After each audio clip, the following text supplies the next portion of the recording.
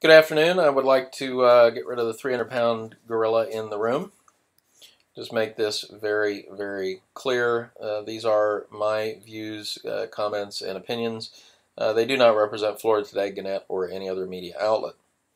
I had hoped to be speaking to you today along with somebody from Port Canaveral, but as you can see from this August 11th letter to co-president Fran Baer, the port declined, claiming that they were told by the Surface Transportation Board not to speak. This is actually a lie that I've caught them in 4 or 5 times. You can see here in this email from the Surface Transportation Board Deputy Director that absolutely not true. They did not issue a gag order. The port is free to use its discretion in interacting with the public and the media. And I think it's important to note that the reason that they're not here today isn't because they couldn't be. It's because they didn't want to be. So first off, not against the rail, but definitely opposed to any route going through the Banana River. And we have some questions that we need to ask ourselves while we're considering this project. First is this an estuary of national concern? Is a no-motor zone a federally managed refuge for the world's largest concentration of endangered West Indian manatees? Are these critical wetlands part of a national wildlife refuge that is home to 43 threatened and endangered species? And is this a struggling ecosystem that local, state, and federal officials are about to commit $10 billion to saving? The answer to all these questions is yes. So that leaves us with one final question to answer, and that is, do any of these things mean anything or not? So let's take a look at Canaveral Port Authority's 4 main lines of business, about $79 million in anticipated revenue this year, 80% of that coming from the cruise industry, about 10 to 12% coming from real estate and recreation, about 9% coming from cargo, and less than 1% coming from investments. We're here today because of this contract that was negotiated with Gulf Tanner under secrecy and the code name Project Pelican. It was executed on June 2014. It gives Gulf Tanner a 35-year operating lease based on a $100 million investment by the company.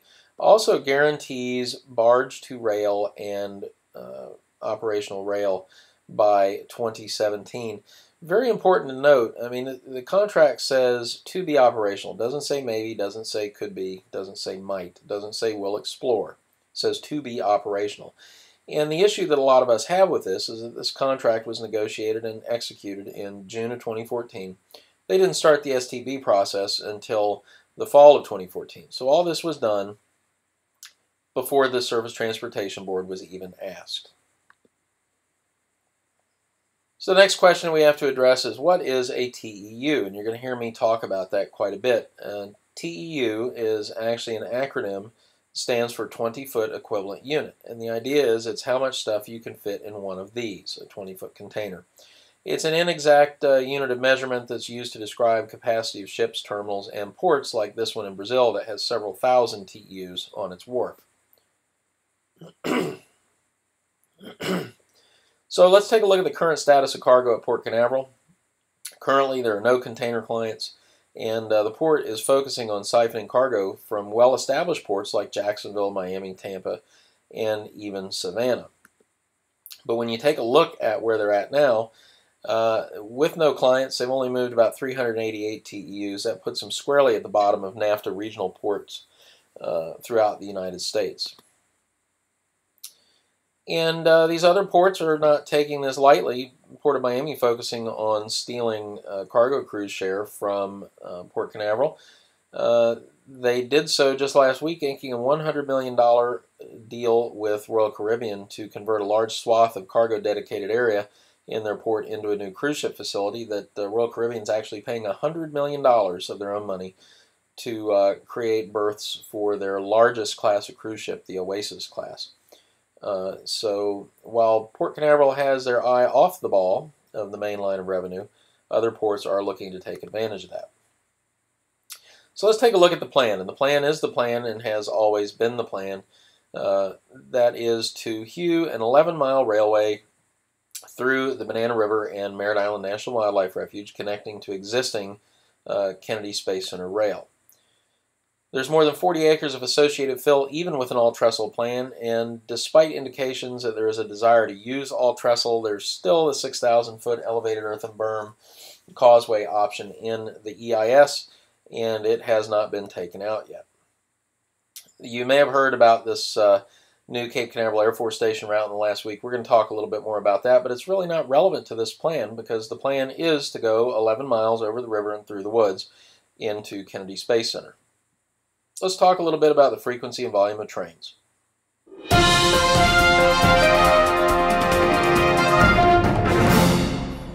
How often would the rails be going through in the early mornings, the evenings? We're looking at noise. It does come through. It's not determined yet. Our hope would be it's during normal business hours during the day. It would not be nighttime. I can't make that promise because we don't know what the volumes are to go with that rail. Because if you come towards the Cars Park, you've got a community going through there. Excuse me, I couldn't hear a question. I said, if you do come through the Cars Park area, you're looking at a lot of communities that, you could be 5 to 10 miles away from railroad and be disrupted. So if it changes to where it's going to be late at night and early in the morning. Through the Cars Park area, it's about 0.8 miles to the closest homes. It's 1 mile from my house. The proposed is that would be a quiet crossing on the road to Cars Park, so there'd be no whistle. The traffic of a train is not soundless. I agree. Well, I can't tell you that there's no sound, but I also see that people line our beaches and applaud when rockets go up in our area. That goes off. Just like this is going to be space This is another shirt. You need another shirt.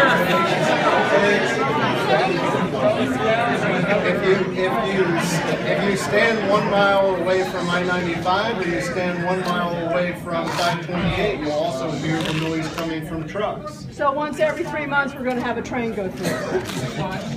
You mentioned a rocket going up and us celebrating it. So once every 3 months, a train will go through. No. That's what we celebrate, is once every 2 or 3 months we celebrate a rocket. That is a very bad comparison. Okay. Point taken. So that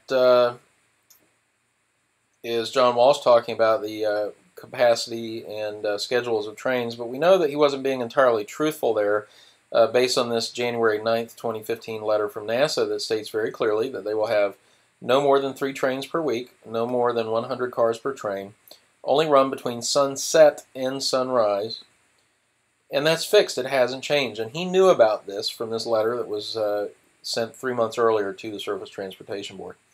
But knowing those numbers, we can calculate a fixed throughput of rail based on 4 TEUs per car, 100 cars per train, 3 trains per week, 52 weeks a year, works out to about 62,400 TEUs per year. So going out, projecting 10 years with a 485,000 TEU volume at Port Canaveral, less than 14% of the cargo will be moving by rail or rail to barge.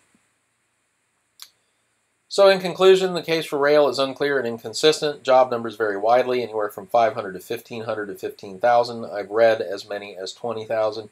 As a point of reference, NASA's Apollo project topped out at 26,500 employees in 1968. State of Florida tells you that rail only makes fiscal sense over 300 miles. And Gulftainer tells you that 80% of the cargo flowing into this port will be making its way into Central Florida by truck. Once again, cargo projections wildly vary, anywhere from 450,000 to 5 million TEUs per year. And Gulftainer has publicly said that rail is not a deal breaker. Port Canaveral remains interesting to them. But just to give you an idea, here's the minimum throughput that they want to put into Port Canaveral.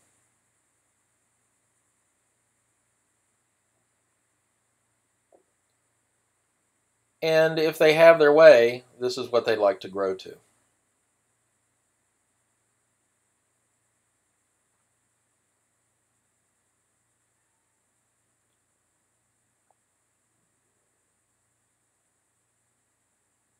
Well, I'd like to thank you for having me speak today, and be more than happy to answer any questions here in just a bit.